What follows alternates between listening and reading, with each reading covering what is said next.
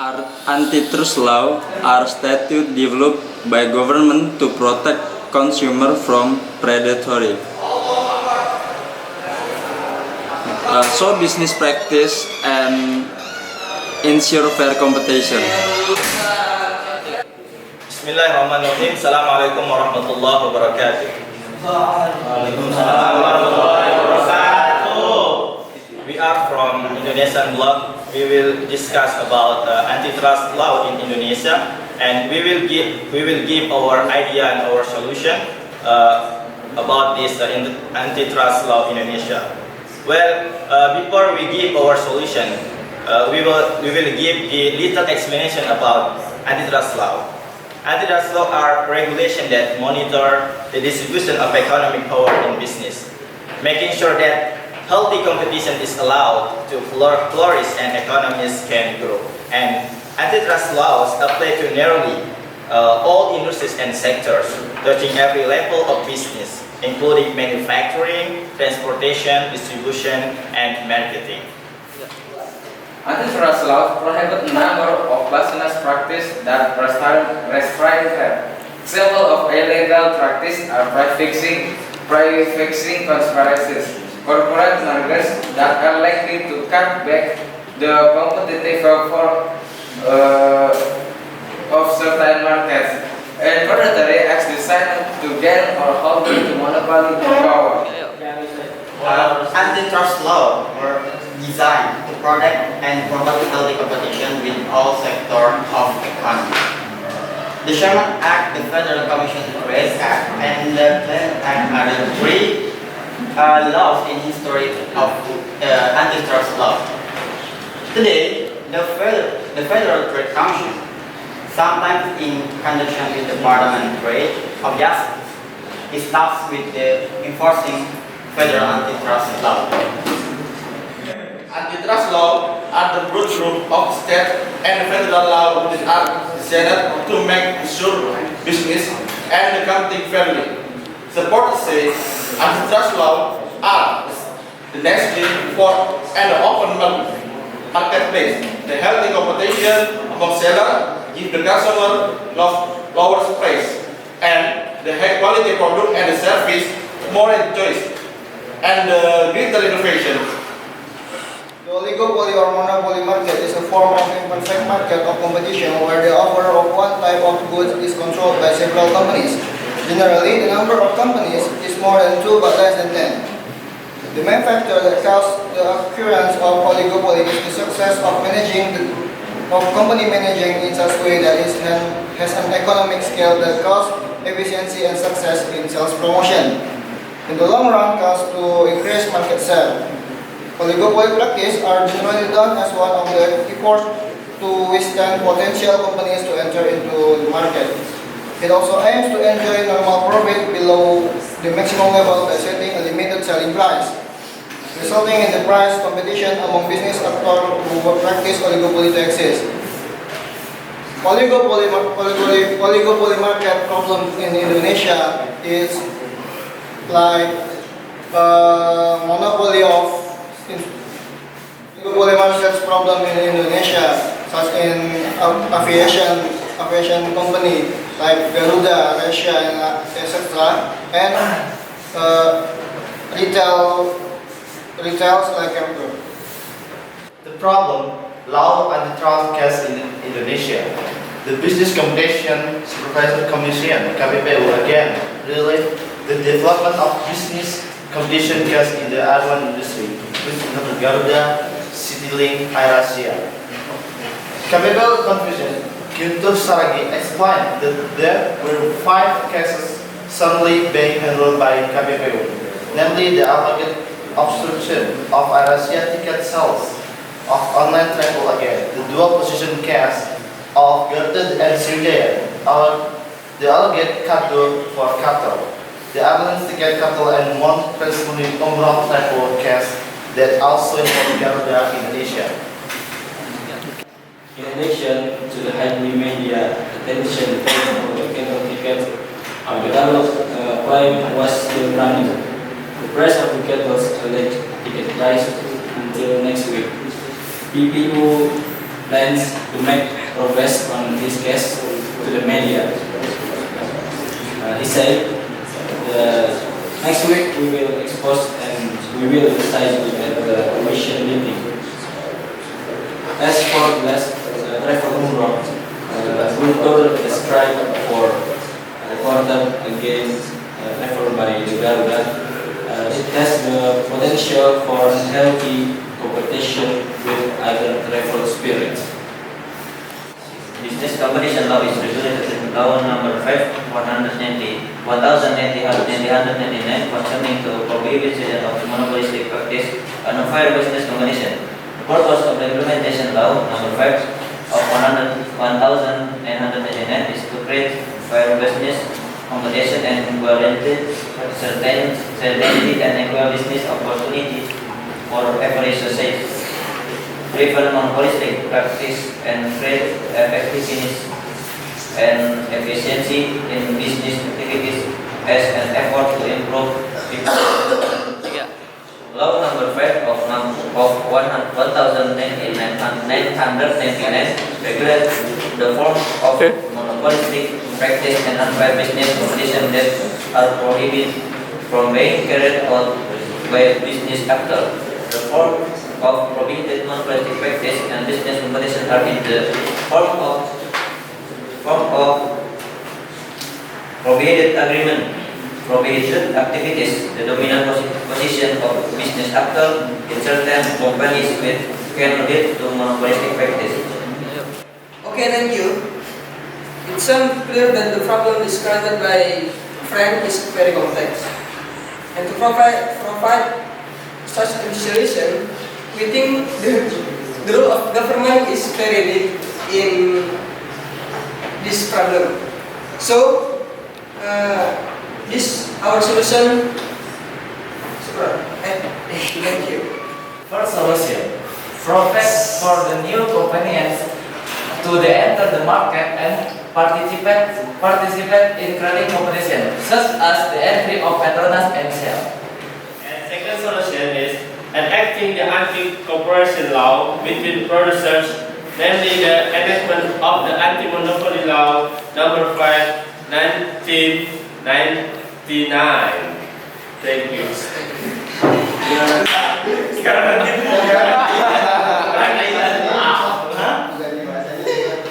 Tuh, 2, 3.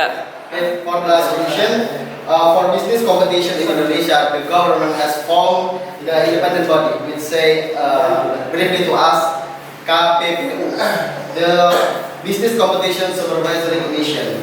With the existence of KPPU, which estimates that the impact of negative oligopoly can be avoided. Thank you. Thank you so much for the government of Indonesia to discuss about the antitrust law issue in Indonesia. So now we would like to discuss and also share about our antitrust law issue in United States of America.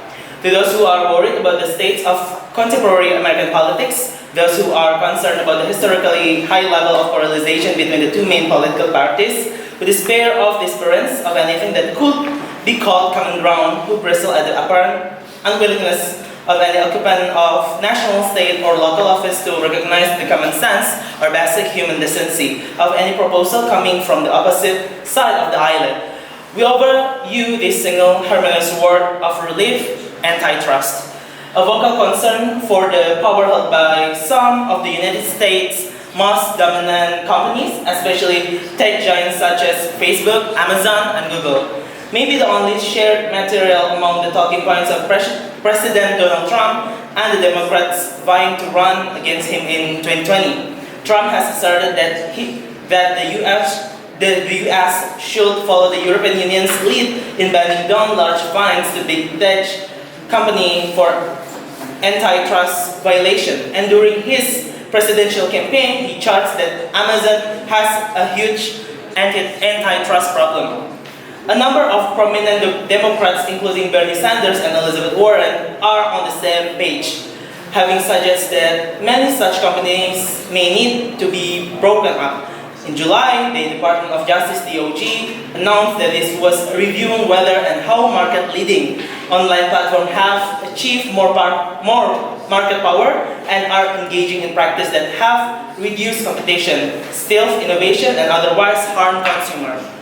The same month, Facebook acknowledged it was the subject of a Federal Trade Commission (FTC) investigations, which reportedly probed questions such as whether Facebook strategically acquired nascent competitors before they could develop into greater threats.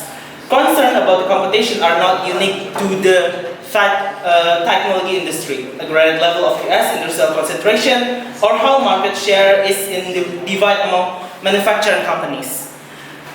But policymakers seeking to address this issue should first consider a few critical questions. Our market is in fact becoming less competitive. If so, what are the best ways to address corporate giants?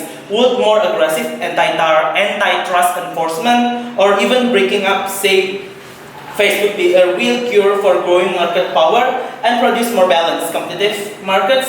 Granted the little consensus about even the most fundamental of this question right now and the compelling need for answer. Thank you. Power growing between the 1918 and the 1980 merger policy in the US underwent dramatic change, transforming in the words of the late Robert Pinofsky of the Georgetown, a former chairman of the FTC, from the most stringent anti-merger policy in the world to an extremely lenient merger policy, regularly allowing billion-dollar mergers to go through without government challenge, even when they influence direct competitor. In 1982, the DOJ introduced its horizontal merger guidelines, reflecting a shift in the US approach to horizontal mergers, or mergers of competitors, whereas before the court has presumed such mergers to be illegal. Following the release of the guidelines, which define a specific maximum level of the permissible mergers will harm consumers, according to Peltzman, this shift proved to be an inflection point of the growth of the concentration, at least in manufacturing, whereas average industrial concentration levels in 1982 look largely similar to those in 1963 from the 1982 to 2002. Average concentration among manufacturers increased by 24%. There are other potential explanations for increased concentration. MIT's David Autor and John Van Renen with University of Zurich David Dorns, Lauren F. Katz of Harvard, and Northwestern postdoctoral scholar Christian Peterson, who will join the Chicago Board faculty in 2020, point to the rise of superstar firms as a contributing factor, suggesting that market have changed such that firms with supervisor quality, lower cost, or greater innovation rate disproportionate reward relative to pure eras. But regardless of its source, concentration growth could indicate a problem if it reflects that a few dominant companies in an industry are using their influence to keep a down rival. Thank you.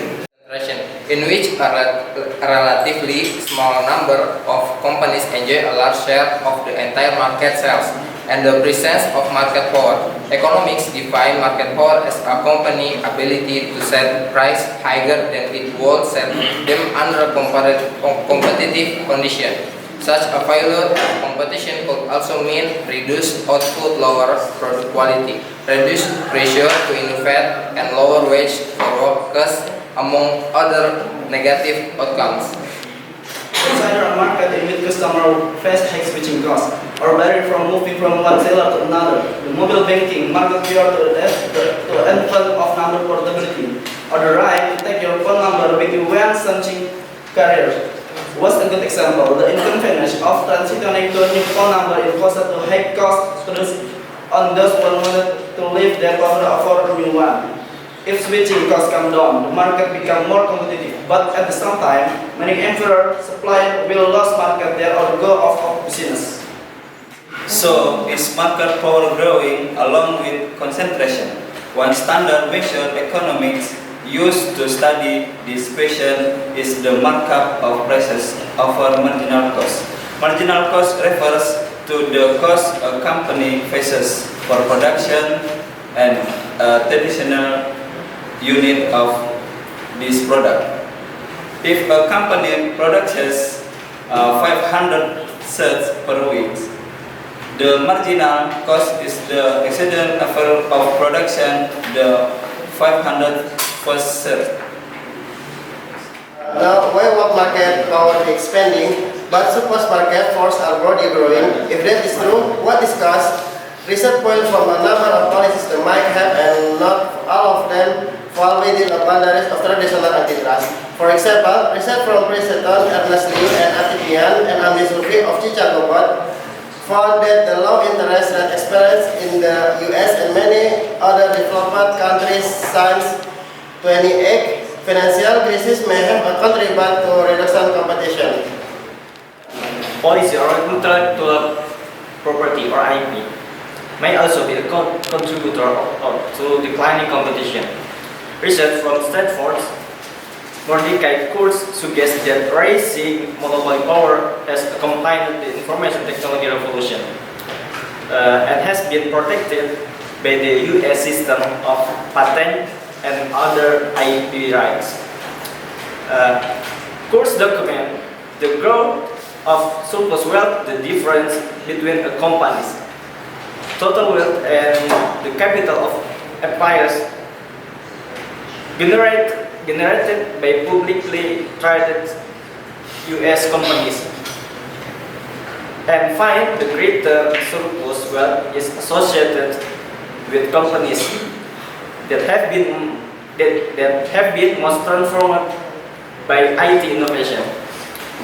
He also found that the rate of surplus wealth generation over the year corresponds with various phases of the IT revolution, with more wealth generated during particularly innovative periods of the IT era. This finding, he writes, result from a public policy regime oriented toward encouraging innovation with the promise of monopoly power. Many interesting discussion today, we return to the technology industry and for good reason. The question for whether market power becoming more pervasive, and if so, how makers should compete are complicated by the growth of digital platform for which the economic context is different than for traditional market. Traditional policy level make well insufficient to fix competition in legacy industries. Jika says, but digital platform require more target intervention. How to boost monetization? Number 1, strong economy of service and support. Number 2, marginal cost close to zero. The cost of adding other person is low. Number 3, hike and increase pressure to the use of debt. The more data you control, the better your product. Number 4, and low distribution costs that allow for leverage. In addition to first and probably the community. Recommendation for punching the issue is include creating special guidelines for digital platform and giving special security to how factor, short and product design and data control affect competition. So, how should policy make react? Naturally, the policy response to this phenomenon depends critically upon as well to some of above question. If contraction is growing but market power isn't, the antitrust establishment may be doing exactly what it should. As pointed out, contraction itself is not an indicator of a problem. If market power is expanding due to specific policy decisions such as threshold amendment to the Hart-Scott-Rodin Act, it may be necessary for policymakers to revisit, revise, or undo them. However, given that some policies relevant to competition, such as interest rate level, aren't specifically antitrust issues. Altering them in the service of elder market will have to be weighed against their effect on other areas of the economy. Okay. Market power is so pervasive that it has become a macroeconomic issue. Says that would require regulators to systematically walk their way through market one at a time, rather than make a policy adjustment that will affect all markets simultaneously.